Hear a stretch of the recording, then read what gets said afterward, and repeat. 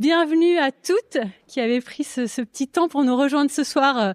On est ravis de vous accueillir ici dans la boutique Balzac Paris. On est ravis d'avoir à nos côtés, là je prends la parole au collectif, mais d'avoir Caroline de Benoît avec nous, créatrice qui va nous parler évidemment d'audace ce soir et de plein de choses. On est ravis aussi d'être accompagnés par Big Media, représenté par Estelle là ce soir avec nous, qui est le média de BPI France, qui nous accompagne depuis plusieurs éditions et on en est vraiment ravis. Puis merci à vous toutes qui avez cliqué sur ce petit lien pour avoir cette place en 2-2 parce qu'il y avait du monde qui était partant. Donc merci d'être là avec nous, de découvrir l'univers Balzac et l'univers de Caroline, le temps d'un talk qu'on est ravis d'animer ensemble. On va se présenter chacune tour à tour, mais un petit mot quand même sur le concept des audacieuses, qu'on vous dise un petit peu comment tout ça est arrivé. Les audacieuses, c'est vraiment d'abord une rencontre de nous trois par le milieu du podcast et puis de se rendre compte qu'on traitait chacune des sujets piliers de la vie. Moi, la famille, Soisig, le couple et Laura, business et bien-être.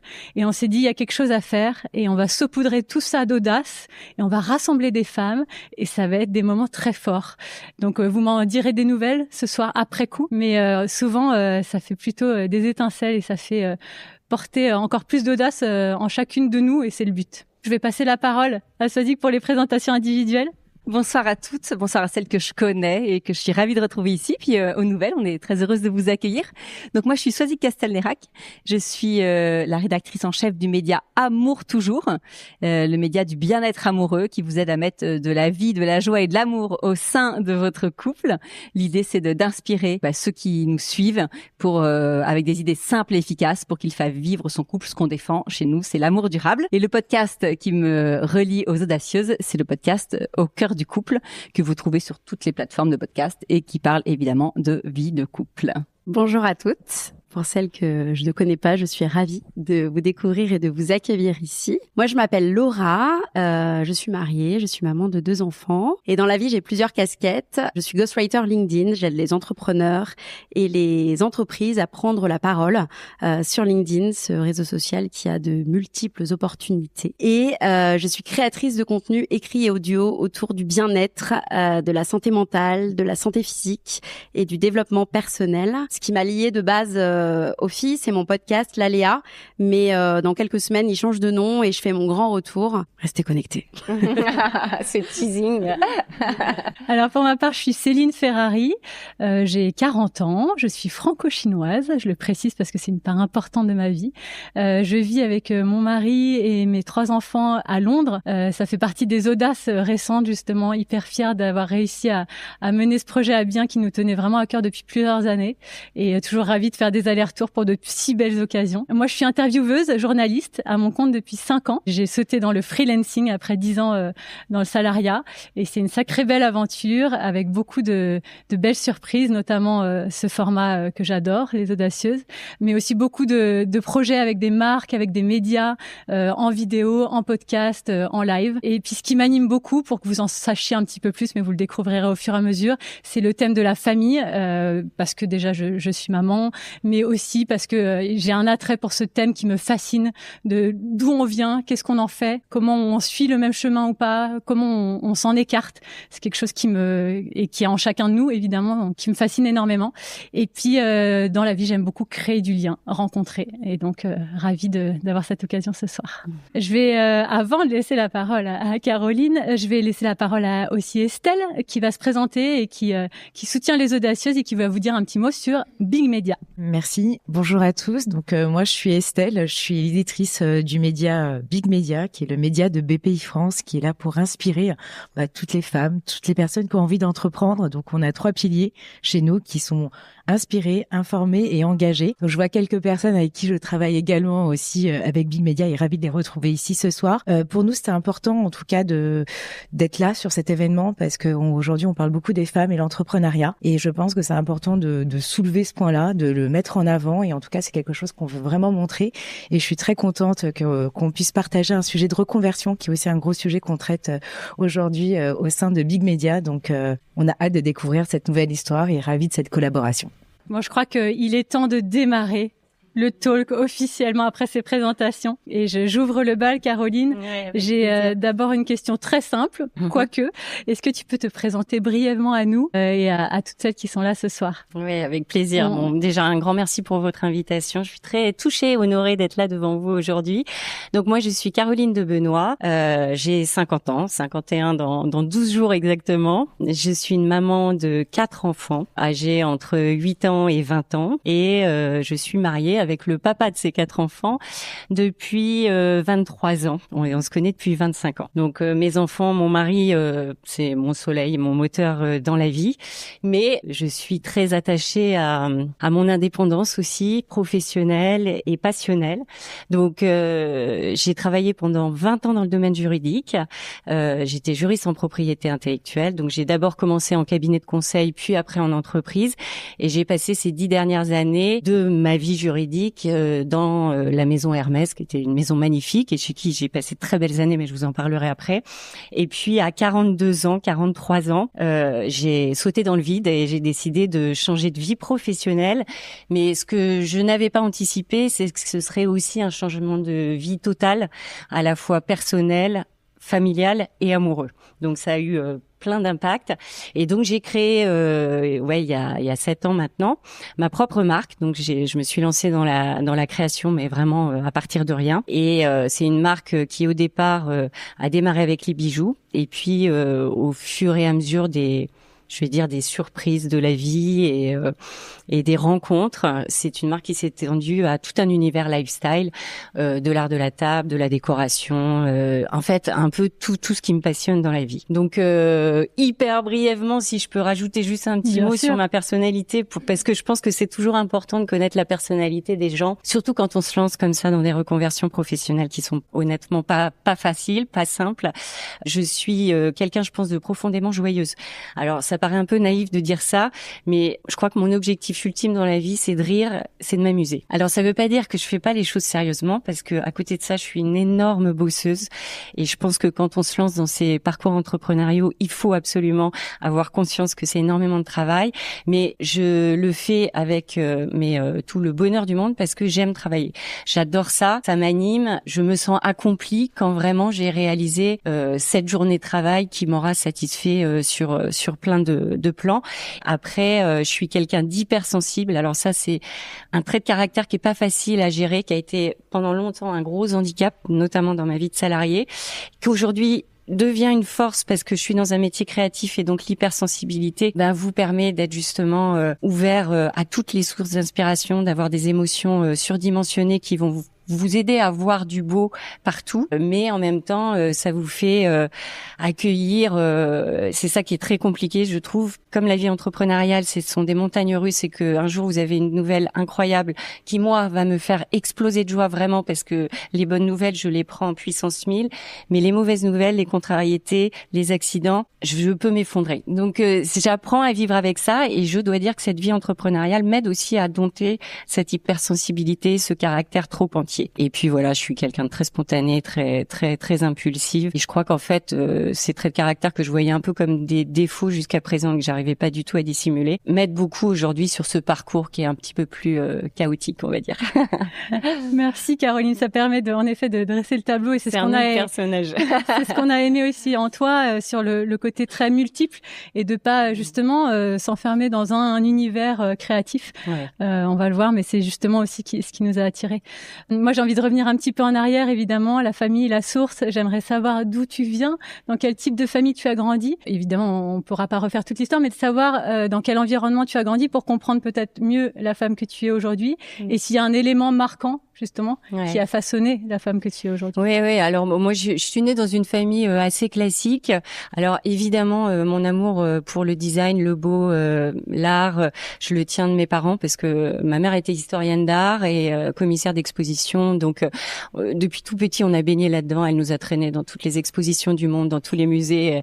Et c'est drôle parce que petit, ça nous barbait. Et aujourd'hui, je me rends compte à quel point c'est grâce à ça que je suis sensible à tout ça et que j'ai pu créer mon propre univers.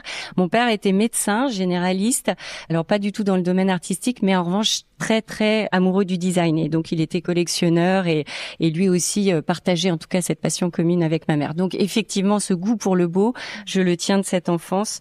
Donc une enfance globalement heureuse. Après voilà, rien n'est jamais parfait, on a tous des failles. On parlait d'un fait marquant et pour le décrire très rapidement, mon père était fou de ses enfants, mais vraiment un amour paternel magnifique. Mais il avait une faille en lui, c'est que il traînait une tristesse profonde au fond de lui, qui moi et mon frère et ma sœur nous ont aussi marqué quand on était petits, parce qu'on est des enfants quand on est des éponges. Donc cette faille, elle venait de plein de choses, notamment un manque d'amour quand il était jeune, mais aussi parce qu'il s'épanouissait pas dans son métier. Il avait pourtant un très beau métier, la médecine, mais c'est un métier qui est dur, qui vous en fait voir un peu de toutes les couleurs. Et on le sentait pas épanoui dans son métier. Et petite, je m'étais toujours dit, mais il faut absolument que moi, je trouve un métier qui me rende heureuse. C'est trop dur, en fait, de travailler dans un métier qui vous laisse dans cet état de tristesse qui vous colle à la peau. Et donc, je pense que c'est quelque chose qui m'a rattrapée assez tard, au moment de cette reconversion, parce que c'est vrai que je me suis lancée dans le droit. Alors, vous allez me dire, pourquoi le droit alors que j'étais attirée par le domaine artistique? À 17 ans, quand j'ai eu mon bac, j'ai voulu faire les beaux-arts parce que depuis toute petite, je dessinais tout le temps, je bricolais tout le temps, j'étais très manuelle, j'adorais ça. Mais ma mère, paradoxalement, qui était dans le domaine artistique, ça lui a fait peur. Et puis moi, je suis d'une génération où c'était moins ouvert qu'aujourd'hui, c'est-à-dire que nos parents s'inquiétaient pour nous. Et j'en veux pas du tout à mes parents parce que ils l'ont fait pour mon bien. Et elle me disait, tu trouveras pas de débouchés. Et elle-même, ayant travaillé dans ce domaine-là, elle avait trouvé que c'était un domaine très dur pour les femmes, notamment. Donc, elle m'avait découragée de le faire. Et donc, elle m'avait dit, fille du droit. Mais moi, je me suis lancée dans le droit, mais vraiment sans intérêt aucun pour la matière. Ça me barbait, mais totalement. Mais j'avais ce syndrome de la bonne élève. Donc je faisais tout bien, je voulais faire plaisir à mes parents, donc j'ai fait mes études de droit très bien. Et c'est quand j'ai découvert la propriété littéraire et artistique, j'ai fait un petit lien avec le domaine artistique et j'ai réussi à me raccrocher au wagon et tout d'un coup à trouver un métier quand même qui me plaisait. Et sauf qu'à 40 ans, j'ai fait un peu ce constat, mais on reviendra sur la reconversion. J'ai fait le constat que ce métier ne me remplissait pas totalement et surtout commençait à me rendre triste. Et là, j'ai repensé à mon père. Ce déclic de la reconversion, il est dû à plein de choses, mais notamment à ce souvenir familial. Inévitablement, on peut dire que c'est pas anodin, en effet, de vivre dans ce contexte-là, et ça a en même temps donné une grande force, j'imagine, pour ce saut. Tout à fait. Merci pour ce partage. Tu m'as confié aussi, en préparant cette interview, que tu avais eu 3 enfants, d'abord dans un premier temps avec un parcours médical. Tu as été aidée sur ce chemin, et puis la 4e, une surprise inattendue. Donc ça a été vraiment des moments très différents dans ta vie de mère. Est-ce que tu peux me dire ce que ça a façonné en toi? Qu'est-ce que ça t'a appris sur le rôle de mère que tu tiens aujourd'hui? Ouais, ça a été une expérience bouleversante parce qu'effectivement, j'ai eu des grosses difficultés à avoir des enfants, donc ça a été un parcours compliqué et je sais quand je suis tombée enceinte finalement après tout ce parcours pour la première fois. Je crois que c'était le plus beau jour de ma vie. J'avais jamais ressenti une émotion telle et je me sentais vraiment invincible. J'ai adoré être enceinte. Tout d'un coup, j'avais l'impression que c'était le plus beau cadeau du monde qu'on m'offrait. Et bon, j'ai eu mes 3 enfants. Je suis folle gaga de mes enfants. Enfin, vraiment, moi, très très jeune, j'ai voulu être mère. Donc, ça faisait partie de moi. Mais quand j'ai eu mon dernier enfant à 35 ans, déjà, mon médecin m'avait dit si tu veux encore un 3e enfant, il faut que tu l'aies avant 35 ans, sinon vraiment on n'y arrivera pas. Et puis donc pour moi le parcours était terminé. Je quitte Hermès, je décide de me lancer dans cette reconversion professionnelle et la première année, mais j'en reparlerai aussi, j'ai d'abord posé un congé pour création d'entreprise pour me laisser le temps c'est une année pour préparer mon projet, pour voir si c'était vraiment ce que je voulais faire, etc. Et à la fin de ce congé pour création d'entreprise, je tombe enceinte naturellement à 42 ans, sans aucun traitement. Pour moi, je l'ai vécu, mais alors d'abord comme un miracle, parce que quand je l'ai annoncé à mon mari, mais même lui, il a cru que c'était une blague. Alors que toutes mes précédentes grossesses, pour moi, j'étais folle de joie. Là, je me suis dit, c'est la fin de ma reconversion. En fait, ça y est, mon projet est anéanti. Je l'ai même vu comme un signe du ciel, en me disant non, en fait je dois pas faire ça, je dois pas y aller. Donc ça a été très très très bouleversant pour moi. Puis j'ai un mari génial qui est capable de vous remotiver, mais un régiment tellement il sait trouver les mots justes en fait pour vous remettre en selle dans ce genre de situation. Et puis en gros il m'a dit tu vas gérer, tu vas savoir gérer. Et en plus c'était une grossesse à risque, donc je l'ai pas vécu du tout comme les autres.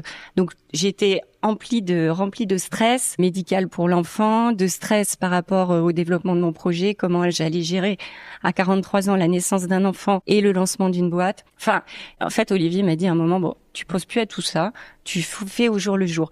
Et en fait, je pense que c'était le meilleur des conseils parce que moi, j'ai tendance parfois à trop me projeter, trop conscientiser les choses. Plus j'avance dans le développement de cette boîte, plus je me rends compte que c'est l'action qui me fait prendre les bonnes décisions et finalement pas tant la réflexion. Donc j'ai avancé et en fait, aujourd'hui, ce bébé, il a l'âge de cette boîte et je considère que c'était un signe du ciel, effectivement, mais pour me convaincre de la lancer et de développer cette boîte en même temps que mon enfant. Génial, bravo, merci. Merci pour ce partage qui est hyper parlant, je pense, pour beaucoup d'entre nous sur le fameux petit pas qui en amène un autre, qui permet d'aller plus loin et de peut-être sortir un petit peu du mental et être dans l'action pour voir les choses se réaliser. Merci Caroline pour tous ces éléments de réponse.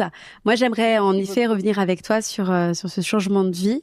Un petit peu plus de 40 ans, que tu nous reparles un petit peu de ton déclic, comment tu l'as matérialisé, parce que tu ressentais que finalement tu n'étais plus au bon endroit et peut-être tu n'étais plus connecté parce que tu avais eu l'exemple de ton père qui avait été triste, mais comment tu l'as matérialisé? Parce que c'est vrai qu'on parle beaucoup du déclic, mais rarement concrètement, les étapes, logistiquement, émotionnellement. C'était chaud.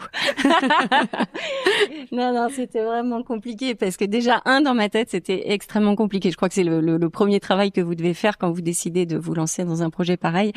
Bon, moi, il y avait effectivement cet exemple de mon père, mais c'est pas le seul élément qui m'a décidé de partir. C'est que ces années chez Hermès, elles étaient formidables. Vraiment, j'ai adoré travailler là-bas. Mais au bout de 20 ans dans le domaine juridique, j'ai ressenti une espèce de lassitude intellectuelle. Et moi, s'il y a bien un truc que je déteste dans la vie, c'est la routine. Et c'est rentrer dans quelque chose de trop confortable qui ne me challenge plus. Donc, j'avais plus ces challenges-là. Et donc, c'est installé d'abord une lassitude, un ennui intellectuel qui a basculé en déprime. Et là, ma famille, même mes enfants, mon mari m'ont dit « Attends, Caroline, faut vraiment que tu changes quelque chose, tu peux pas continuer comme ça. Soit tu te reprends en main et tu poursuis ton parcours, soit tu te lances. » Alors, elle s'est pas faite du jour au lendemain, la décision. J'ai presque mis 2 ans à la prendre. En fait, ça a été un long cheminement, puis un déclic. Alors, je sais pas si je te parle à ce moment-là de l'histoire concrète qui m'a fait basculer, mais en tout cas, ce que je me suis dit, c'est qu'il fallait que j'arrête encore une fois de trop réfléchir parce que ça pouvait durer pendant des années. Et puis parfois, on a tendance aussi à se complaire vraiment dans cet état de réflexion, de plainte aussi. On aime bien se plaindre, à se trouver des excuses. À se trouver des excuses, exactement. Et moi, je crois que c'est encore mon mari qui m'a secoué un peu à ce moment-là en disant bon prends là ta décision. Mais moi, mon gros problème, c'est que j'étais attirée par plein de choses. Là, j'ai commencé par les bijoux, mais je ne savais pas dans quelle direction aller. Je voulais faire de la déco, donc je dessinais des lampes, je dessinais des miroirs, je dessinais des vêtements, je dessinais des sacs. Je partais dans tous les sens. Et en fait, le vrai déclic, ça a été un voyage à Bali. Ouais, comme quoi. Ça fait film, mais je vous jure que c'est vrai. J'étais jamais partie en Asie et on avait décidé un peu d'organiser ça à la dernière minute avec mes enfants qui étaient petits, encore en bas âge, mon mari, et on est parti avec un copain entrepreneur qui s'appelle Christophe Adam, que vous connaissez peut-être, qui a monté l'éclair de génie, qui est un chef pâtissier. Okay. Et à cette époque-là, quand on est parti avec lui, il venait de monter sa boîte, qui s'était montée un peu accidentellement. Donc il m'avait raconté toute l'histoire. Et ce voyage, c'est un des plus beaux voyages de ma vie parce que lui était tout seul avec son fils, nous on était avec nos enfants, donc dans la journée on vivait des moments familiaux mais déments parce que on était à Bali, on a vu un bon côté de Bali, donc vraiment c'était exceptionnel. Et le soir, on se retrouvait entre adultes, Olivier, Christophe et moi. On faisait la tournée des bars et on refaisait le monde. Et en fait, ce voyage pour moi a été salutaire parce que Christophe m'a énormément parlé de l'entrepreneuriat, de toutes les embûches, de toutes les difficultés et aussi de tout ce qui était grisant, tout ce qui était incroyable et tout ce qu'on pouvait faire.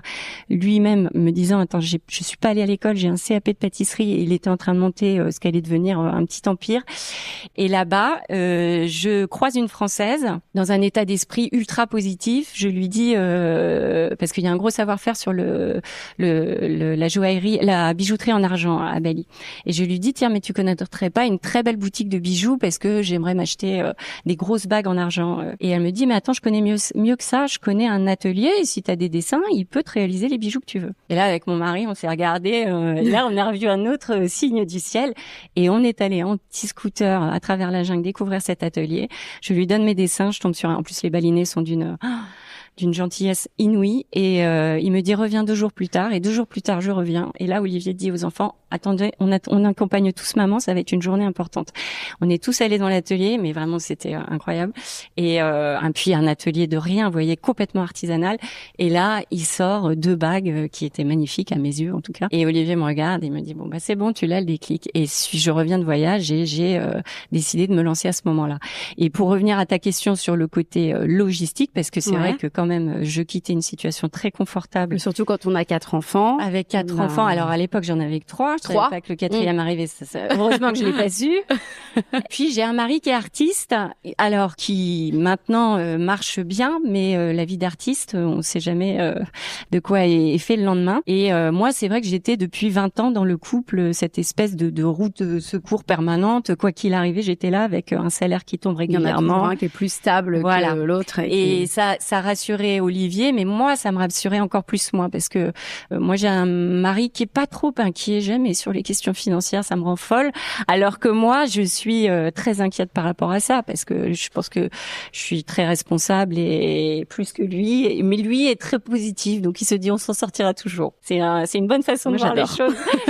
Mais quand même, ça, c'était un vrai sujet. Et donc, en fait, concrètement, comment je suis partie, moi, j'avais économisé vraiment depuis 2 ans que je me faisais cette réflexion de partir. J'avais vraiment économisé, donc je suis partie avec mes économies d'Hermès. Je me suis un petit peu renseignée quand même sur combien il fallait pour lancer une première collection de bijoux, comment ça se passait, etc. Et j'ai réussi à m'autoproduire avec ce petit budget. Et d'ailleurs, c'est très drôle parce que quand je revois les premières commandes que je passais à cet atelier, mais c'est des commandes de poupées, quoi. C'était incroyable. Et ça me semblait vertigineux à l'époque. Et de fil en aiguille, les choses se sont passées comme ça. Et autre aspect un peu logistique important, c'est ce que je disais, c'est que moi j'étais salariée et aujourd'hui vous avez, il y a quand même pas mal de cas de reconversion et j'ai demandé un congé pour création d'entreprise pendant 1 an pour quand même avoir une petite roue de secours si au bout d'1 an je me rendais compte que le projet n'était pas viable. Bien et sûr. je suis tombée enceinte, donc c'était encore pire. Et tu as confié dans une interview que j'ai écoutée de toi avoir ressenti le syndrome d'illégitimité de l'autodidacte. Je pense qu'on est tous, quand on se lance, quel que soit l'âge, quelle que soit l'activité, à pouvoir ressentir ce syndrome. Donc moi, j'ai un petit peu envie que tu m'en parles. Comment ça s'est manifesté et puis comment tu l'as contré. Mais il m'a poursuivi assez longtemps. Je pense que c'est un syndrome, et notamment nous les femmes, on a beaucoup de mal à se débarrasser. Alors moi, c'était normal que je l'ai, je pense, parce que en plus quand vous vous lancez un peu tard comme moi, quand on a bossé pendant 20 ans dans un métier, qu'on a une vraie expertise, qu'on est reconnu de ses pairs, qu'on arrive avec une certaine assurance sur un sujet, c'est très très très compliqué de repartir de zéro. Et moi, je me suis lancée dans un domaine, je me suis posé la question de refaire une formation technique en dessin, en joaillerie, en bijouterie pour avoir cette légitimité que je n'avais pas naturellement. Et en fait, je me sentais trop âgée. Je me dis, la vie passe trop vite, il faut que j'y aille, il faut que je lance les chevaux maintenant. Donc, je me lance maintenant, mais effectivement, c'est très compliqué de le surmonter. Je pense que le premier aspect qui vous aide à le surmonter, c'est quand vos premières clientes achètent vos créations. Ça paraît idiot, mais quand même, quand vous dessinez quelque chose dans un coin de Bailly et puis que quelques mois plus tard, les gens sur Internet qui ne savent pas qui vous êtes commandent et payent pour cette création, tout de suite, vous commencez à regagner un petit peu confiance en vous, en vous disant, tiens, je suis peut-être pas dans la mauvaise direction. Et effectivement, de fil en aiguille, alors maintenant, on a Instagram qui est un réseau absolument formidable pour le développement des boîtes, et j'aurais jamais réussi sans Instagram, qui vous donne aussi un levier de confiance, parce que quand vous arrivez à développer une communauté, en plus, moi j'ai beaucoup de chance, qui est ultra bienveillante. J'ai vraiment des personnes qui me suivent depuis le début et qui ont adoré suivre ce parcours entrepreneurial. Ça vous donne aussi des ailes. Ça paraît idiot, mais moi, quand j'ai des messages hyper encourageants, hyper positifs sur Insta, ça me donne envie d'aller encore plus loin. Après, la deuxième chose, et ce syndrome est beaucoup plus dur à effacer, c'est vis-à-vis des professionnels du milieu que vous allez découvrir. Parce que moi, j'étais dans un milieu juridique, je connaissais plein de monde et tout se passait bien, j'étais reconnue. Mais là, j'arrive dans le milieu de la mode, des bijoux, où personne m'attend, où c'est une concurrence terrible. Et puis, le milieu de la mode qui est pas, alors il y en a plein, mais qui est pas non plus le plus bienveillant du monde. Donc, tout le monde n'est pas hyper gentil, hyper attentif à ce que vous faites. Donc ça, c'est très dur. Pareil, le monde de la presse, des médias, parce que quand vous créez une marque, c'est hyper important aussi d'avoir une visibilité pour vous, mais surtout pour pour vous donner une crédibilité aussi auprès de votre clientèle, parce que la clientèle, elle a aussi besoin de ça, de se dire ah c'est sympa ce qu'elle fait, j'aime bien cette marque, mais est-ce que c'est de la bonne qualité, est-ce qu'elle est fiable, est-ce que mes commandes elles vont être bien envoyées. Cette visibilité dans les médias, elle compte aussi pour donner beaucoup de crédibilité à la marque. Et donc ça, c'est un travail à long terme. Et en fait, moi à un moment, alors que j'ai pas du tout, je suis partie, j'avais pas confiance en moi et je doute en permanence, j'ai décidé de passer outre. Je sais pas à quel moment, je pense au bout de 2-3 ans, quand j'ai vu qu'en fait la boîte se développait bien, les créations plaisaient, je me suis dit en fait je m'en fiche du regard des autres, je continue à avancer et je gagnerai petit à petit cette confiance, et ça s'est fait comme ça. Mais c'est compliqué, ouais. Bien sûr. Et justement, tu as développé des chouettes collaborations. Ouais. Et moi, j'avais envie de savoir, je vais y arriver, businessment parlant. C'est pas facile à dire en même temps. Quelles sont tes principales sources de croissance? Parce que tu as ton e-shop, tu as les collaborations avec les marques, ouais. Tu as aussi les distributeurs. Ouais. Alors, et ça, c'est une vraie question, parce que quand on se lance dans l'entrepreneuriat, c'est pas facile d'obtenir les réponses. On sait pas si, est-ce que je dois ouvrir une boutique tout de suite? Est-ce que je dois partir dans des grands magasins?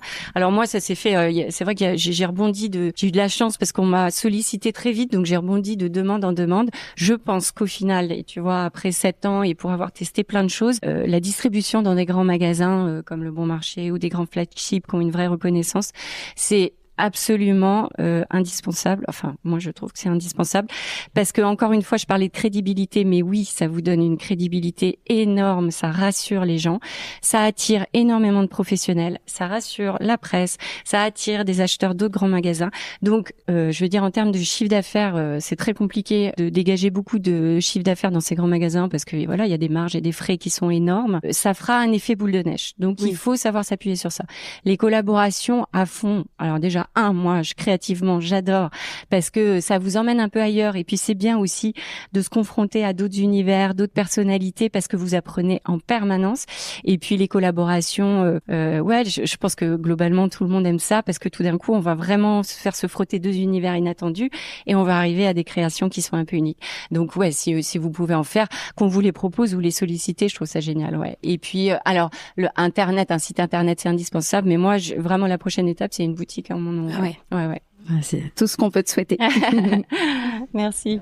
Alors, tu nous as déjà donné quelques brides sur ton couple, sur votre couple. On croit comprendre que tu es très amoureuse. Ouais. Déjà, félicitations, 23 ans de mariage. Merci. Je pense qu'on peut dire qu'on est sur de l'amour durable. Est-ce que tu veux bien nous donner l'histoire de votre rencontre? Moi, j'aime bien les rencontres. Ouais, elle est improbable, notre rencontre. Alors, ce qui est drôle, parce que alors, Olivier et moi, on est très, très différents. Et moi, comme toutes les jeunes filles, à 20 ans, j'avais un peu un idéal d'homme qui est l'opposé de mon mari. Mais vraiment. Mais Olivier, donc, il est humoriste de profession et je pense que quand je vous disais que mon objectif dans la vie c'est le rire, si on a placé un humoriste sur mon chemin, je pense qu'effectivement t'as un sens.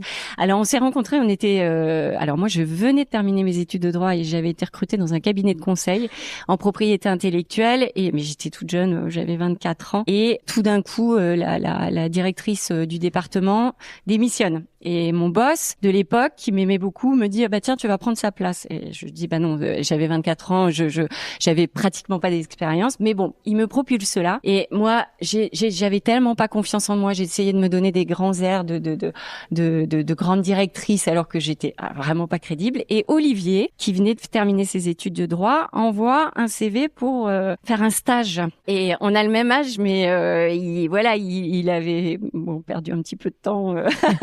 Entre-temps, je le reçois en entretien. Alors oui, ce qui était très drôle, c'est qu'il a envoyé, il avait 2 CV parce qu'il avait son CV de juriste et il avait un CV d'artiste parce qu'il nourrissait sa passion, lui, depuis qu'il était en première année de droit et il savait qu'il allait faire autre chose. Et je reçois le CV d'artiste où, en gros, je vois dans les expériences, école de théâtre là, court-métrage pour une pub sur les soupes.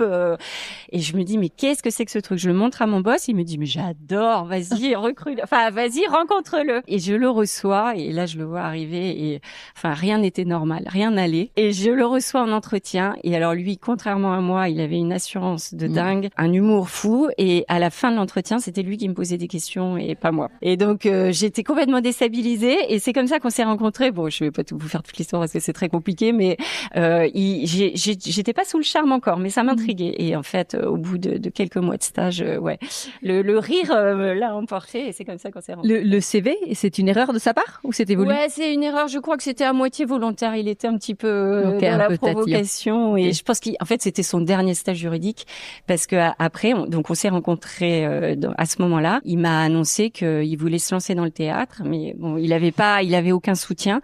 Et c'est pour ça le parallèle de nos vies est assez semblable, sauf qu'il l'a fait beaucoup plus tôt. Mais il s'est autoproduit. Il a commencé à louer ses théâtres. Donc moi, je sortais du cabinet, je faisais l'ouvreuse dans des toutes petites salles de théâtre. Ouais, les débuts étaient dingues. Qu'est-ce qui caractérise votre couple aujourd'hui? Alors, je pense qu'on est animés de la même folie, c'est-à-dire que et plus on vieillit, c'est ça qui est drôle, on aurait pu un peu s'assagir, mais plus on ose être fou. C'est-à-dire que très jeune, on a tous les deux été complètement impulsifs. On a pris des décisions, mais comme ça, sur un bout de papier, dans un bar, parce qu'on était en forme. Enfin, des décisions importantes. Et aujourd'hui, maintenant que moi je me suis lancée, et que j'ai plus ce cadre qui m'étouffait un peu et cette peur de l'avenir, on s'autorise encore plus de choses. Et c'est pour ça qu'il est d'un soutien énorme pour moi, parce que quand je suis un peu dans le dur, il va toujours être là en me disant mais attends, t'as connu pire, on va y arriver. T'as déjà fait tout ça, on va y arriver. Donc une grande folie et puis beaucoup de rire quoi. Il dédramatise beaucoup. J'ai relevé une publication que t'as faite et que j'ai vraiment trouvé belle. Vous êtes en photo tous les deux. Enfin lui on le voit qu'à moitié et on voit ton bras accroché au sien et tu as mis: je n'ai pas encore trouvé le bras droit de mes rêves dans ma vie professionnelle, mais dans ma vie tout court, j'en ai un unique. J'ai trouvé ça vraiment beau. Quel est son rôle aujourd'hui, notamment par rapport à ta marque? Il est essentiel, même si lui, il a sa vie professionnelle et que il n'est pas intégré dans ma société, mais c'est mon soutien, alors je vais dire moral au quotidien, parce que ce sont des parcours qui sont extrêmement durs mentalement. Alors il y a des moments merveilleux, mais beaucoup de moments difficiles. C'est lui qui va me pousser. Pourtant, j'ose beaucoup de choses. On parle d'audace, mais je suis très audacieuse dans ce que je fais parce que vraiment parfois je me lance dans des domaines, j'y connais rien, mais j'ai envie de le faire, donc j'y vais. Et Olivier va me pousser encore plus loin. C'est-à-dire que il a ce rôle très moteur, mais c'est très drôle parce que je travaille beaucoup avec j'ai un directeur d'atelier qui est très spirituel et avec qui j'ai des longues conversations quand on a fini nos journées de travail, et il m'expliquait, tu sais Caroline, dans la vie, il y a souvent ces deux types de personnalités. C'est des personnes qui ont un talent mais un peu enfoui et qui n'osent pas l'assumer. Et puis tu as ces personnes qui voient ce talent chez l'autre et qui vont les aider à le faire sortir. Et je reconnais qu'Olivier, il a ce côté-là, et ça vaut pour moi, mais pour nos enfants, pour son entourage aussi professionnel. Il sait prendre le meilleur chez quelqu'un et l'encourager à le développer. Donc ça, c'est une énorme force d'avoir quelqu'un comme ça à mes côtés. Ouais. Est-ce que tu écris quelques-uns de ses sketchs en contrepartie ou pas? Alors, par contre, j'inspire énormément, malgré moi. Caroline, je pense que entre nous, entre femmes, on peut souvent peut-être se dire d'une autre, mais comment fait-elle pour tout mener de front? Tu as 4 enfants, tu as cette entreprise que tu mènes si bien depuis 7 ans. Est-ce qu'il y a une chose peut-être dans ton organisation qui te permet justement d'allier cette vie pro et perso? Et peut-être, pour te guider aussi, est-ce qu'il y a des choix peut-être difficiles que tu as dû faire pour en arriver là? Ouais. Alors, je commencerai par les choix difficiles parce qu'effectivement, moi, quand je me suis lancée, alors je suis obsessionnelle, c'est-à-dire que quand j'ai un truc en tête, mais de toute façon, tout parcours entrepreneurial t'impose d'avoir ce truc en tête quasiment H24 et pendant les vacances, pendant les week-ends, c'est que j'ai voulu, pendant toute la première année, ne faire que ça. Et j'ai dit à mon mari, je vais pas réussir à gérer comme avant les enfants, la maison. Et en fait, comme moi, j'avais fait ça au tout début pour mon mari quand il s'est lancé, parce que lui, il est beaucoup en tournée, il est souvent absent, etc. Il m'a dit, c'est ton tour, je vais gérer, donc fais ce que tu as à faire et je vais m'occuper des enfants quand tu pourras pas, etc., etc. Et effectivement, la première année, j'étais un peu en retrait. Et il a pris le relais et on a une famille qui est très présente aussi. aujourd'hui, j'ai une nounou qui est la deuxième maman de mes enfants. Donc, on a vraiment une logistique. Après, ce qui est vrai aussi, c'est que j'avais 3 enfants quand même grands. C'est pas comme si je m'étais lancée quand même avec 4 enfants en bas âge. Je sais pas si j'aurais pu le faire. Ils avaient avec quel âge à ce moment-là? Ils avaient entre 15 et 8 ans, les 3 premiers, et puis le bébé. Et alors, le bébé, en revanche, oui, ça, je m'en occupais tout le temps parce que, mais d'ailleurs, c'est pour ça qu'on a une relation totalement fusionnelle. Et aujourd'hui, ma fille, elle est intégrée dans cette boîte, c'est-à-dire qu'elle rentre de l'école, elle arrive avec un dessin, elle me dit, maman, j'ai une nouvelle idée de bague. Et donc, elle a vécu avec ça. Elle a connu une maman très différente des 3 premiers. Et après, j'ai pas de tips, j'ai pas de règles. C'est quelque chose qui se fait vraiment. Il n'y a pas une semaine qui ressemble à l'autre. Parce qu'il y a une semaine, c'est moi qui vais être en voyage, l'autre c'est Olivier. Donc en fait, c'est une entraide familiale commune. Les grands gèrent les petits, Olivier gère quand moi je suis pas là et inversement. Après, il y a une chose à laquelle je renoncerai pas, c'est si un jour mes enfants me disaient qu'ils sont malheureux avec ce schéma-là. Mais ils le sont pas. Enfin, je crois pas. Mais non, parce qu'en fait, et en plus on en a parlé longuement, mais eux, ils sont heureux s'ils voient leurs parents épanouis, parce que les enfants c'est des éponges, et en fait si vous voyez des parents bien dans leur peau, qui sont contents même s'ils bossent comme des dingues, et ben les enfants seront bien. Donc moi, même ma fille m'avait dit, mais maman, je me souviens de tes dernières années chez Hermès, tu rentrais le soir, t'étais crevée, t'étais triste, c'était nul. Donc aujourd'hui, voilà, c'est pas une présence idéale, mais en tout cas, on arrive à gérer comme ça. Et tu as dit que tes traits de caractère s'étaient accentués, ou en tout cas se sont révélés en devenant chef d'entreprise. Ouais. En quoi ça a aussi infusé sur ta maternité? Tu parlais justement, évidemment, j'imagine que tu dégages cette audace, et donc ça. Ouais. Alors, sur tes enfants. Ça a une influence, je pense, énorme sur eux, d'autant plus que, comme ils étaient un peu plus grands, justement, comme quand je me suis lancée, je pense que ça leur a ouvert l'esprit sur leur devenir à eux. Moi, quand j'étais chez Hermès, mes enfants ne savaient pas ce que je faisais. Ils comprenaient pas, ça leur parlait pas. Ils voyaient juste une maman qui partait hyper sophistiquée sur talons à 8h le matin et qui revenait le soir crevée à 8h. Donc, ça les inspirait pas. Ça leur, aujourd'hui, ils voient une maman, même un papa, qui partage tout. Donc moi, mes enfants, j'ai voulu vraiment comme c'est très prenant cette activité, j'ai voulu les emmener avec moi. Donc ma fille, elle est venue avec moi en Inde pour la collaboration Monoprix. Elle a suivi toutes les étapes du développement. Mon fils, c'était son rêve. Je l'ai emmené à New York quand on a fait un pop-up chez Bloomingdale's. Et en fait, tout d'un coup, ils se sont dit presque, mais tout est possible. Et moi, je trouve ça merveilleux parce qu'à leur âge, j'étais pétrie de peur et je voyais, il y avait forcément des modèles qui m'inspiraient, mais je me disais, c'est pas pour moi. C'est impossible, en fait. C'est parce que cette fille-là, elle est à Paris, parce qu'elle connaît du monde, parce qu'elle a réussi. Et moi, mes enfants, aujourd'hui, je pense que c'est ça que je leur enseigne le plus, c'est qu'ils se disent que rien n'est impossible. À des moments de leur vie où justement il était temps de faire des choix aussi qui conditionnent pas mal la suite. Donc exactement. C'est arrivé aussi au bon moment, j'imagine, pour la famille. Tout à fait. Merci. Caroline, ton univers mêle aujourd'hui des bijoux, du linge de table, de la vaisselle design, dans un monde justement qui pousse à la spécialisation. Moi, je trouve qu'on te dit maintenant, si t'es pas spécialisé sur quelque chose, limite tu seras pas appelé ou t'es pas expert. Voilà, tout ce qu'on entend. Moi, j'ai envie de savoir justement comment tu t'autorises à être sur plusieurs projets. Non, mais ça c'était une vraie question parce que au tout départ, je me disais j'ai pas le droit, je peux pas faire autre chose que des bijoux, alors que comme je vous le disais, j'étais attirée par plein de domaines. Et en fait, c'est un peu le hasard de la vie, c'est qu'on m'a proposé très vite une collaboration dans le domaine de l'art de la table, et il m'appelait parce qu'il cherchait une créatrice qui soit pas dans le domaine de l'art de la table. Mais vraiment, j'ai sauté sur l'occasion. Et après avoir dit oui, je me suis dit, j'ai jamais fait de céramique, je sais pas comment ça fonctionne, etc. Mais toujours, encore une fois, action, réflexion après.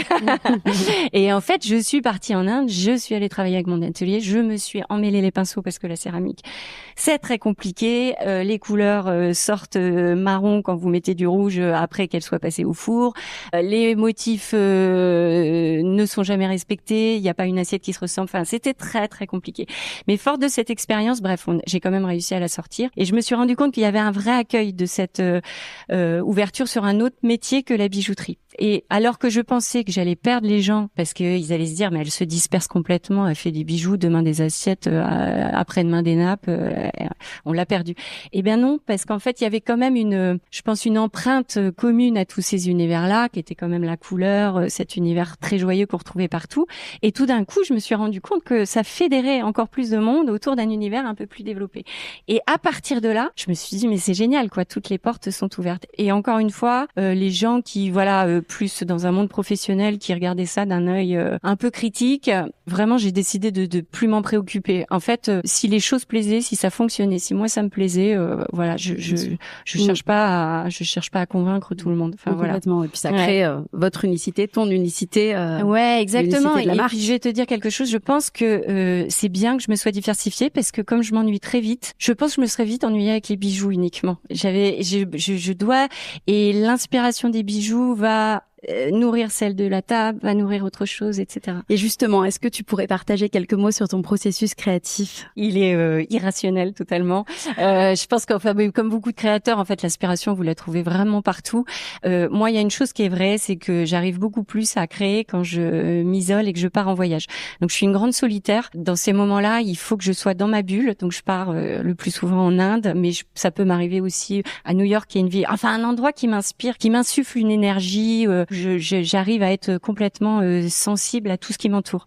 Et quand on est en voyage et qu'on voyage seul, et que c'est long, 15 jours seul à tourner sur soi-même, et ben j'ai constaté que votre muscle créatif, parce que pour moi c'est vraiment un muscle, se développe très très rapidement. Et tout d'un coup, alors c'est épuisant parce que vous n'allez pas arrêter, vous allez tourner en boucle la nuit. Un peu comme les écrivains, j'en parlais avec ma mère qui écrit des livres, elle me dit je suis dans la même dynamique quand j'écris. Tout tourne autour de ça, je suis complètement, je peux ne pas boire, ne pas manger pendant des heures parce que je suis dans cette phase créative. Et moi, c'est comme ça que ça se passe. Et en Inde, comme je suis très réceptive à tout ce qui m'environne, du coup, ouais, la création vient comme ça. Et après, mais parfois c'est des choses complètement folles. Ma fille, elle me fait des dessins, elle m'apporte des coloriages. J'ai des modèles qui sont nés d'un coloriage. Okay. Donc Trop bien, j'aurai encore énormément de questions, mais, mais je vais passer la main. Est-ce que t'as des modèles qui sont nés de votre couple, de votre histoire? Oui, parce qu'Olivier, il est persuadé que c'est lui le directeur artistique dans cette histoire. À chaque fois que je crée quelque chose, en plus c'est très drôle, je suis en Inde, je lui envoie un premier dessin, t'en penses quoi? Génial!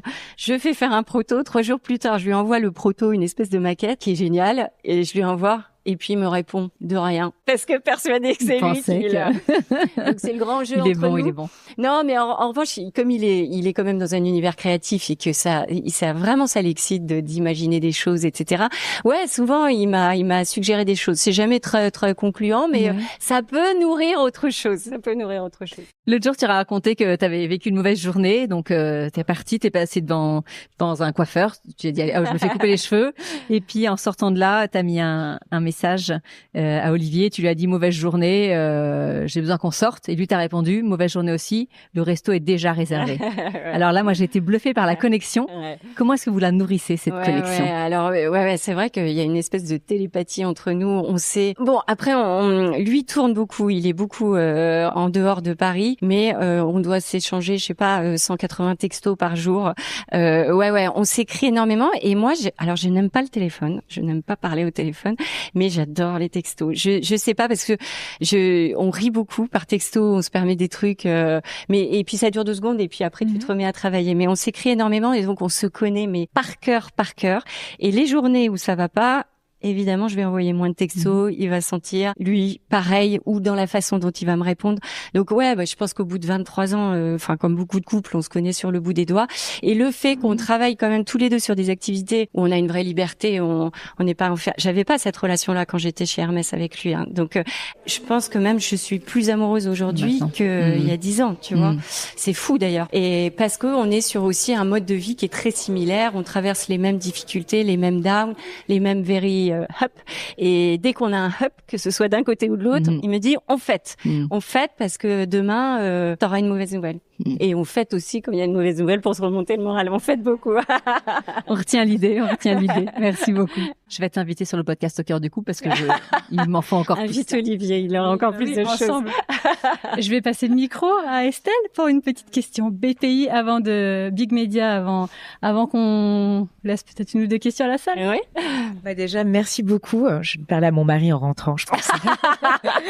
Non, mais en fait, je suis hyper curieuse de savoir la suite parce que j'ai l'impression qu'il y a plein de projets, il y a un énorme engouement. Et ma question serait plutôt, c'est quoi? Qu'est-ce qui va se passer en 2026? Ouais, alors, il y a un énorme projet, mais vous voyez comme quoi les surprises de la vie et toutes ces montagnes russes par lesquelles on passe. Parce que là, je suis en pleine forme, mais il y a un mois, j'étais pas bien. J'étais sur un projet qui m'enthousiasmait pas trop, j'arrivais pas à y croire, j'arrivais pas à m'y mettre, j'étais crevée physiquement parce que bon, quand même, j'ai beau être grosse bosseuse, c'est des gros rythmes. Et il y a 15 jours, 3 semaines, j'ai reçu une nouvelle, mais vraiment incroyable, qui m'est tombée dessus et je m'y attendais pas. Et alors, je peux pas encore vous en parler, je pourrais peut-être vous en parler là dans un mois ou deux, mais ça m'ouvre des horizons absolument énormes et du coup, ça m'a redonné un coup de boost incroyable. Et là, l'objectif, parce que ça fait quelques mois que je recherche un investisseur pour développer, parce qu'en fait la boîte marche très bien, mais j'ai beau tout faire, j'ai beau me démultiplier, on atteint quand même à un moment dans le développement du boîte un plafond de verre qui vous permet pas de faire tout ce que vous voulez faire. Et donc je suis dans cette étape-là, mais j'avais un peu laissé tomber parce que justement j'étais dans un mood moins bon. Il faut être très convaincu de cette nouvelle étape-là qui est très importante, donc je voulais pas la faire n'importe comment. Donc là je suis remontée à bloc, donc je vais repartir dans cette étape-là. Et mon deuxième projet, mais ça je peux vous le dire, oui, ça va tomber, c'est une boutique. Donc je veux vraiment une belle boutique à Paris qui me permettra de m'exprimer encore plus globalement. Merci beaucoup pour Merci ce temps, à vous. toutes ces questions qu'on t'a posées, c'est souvent rapide. Merci.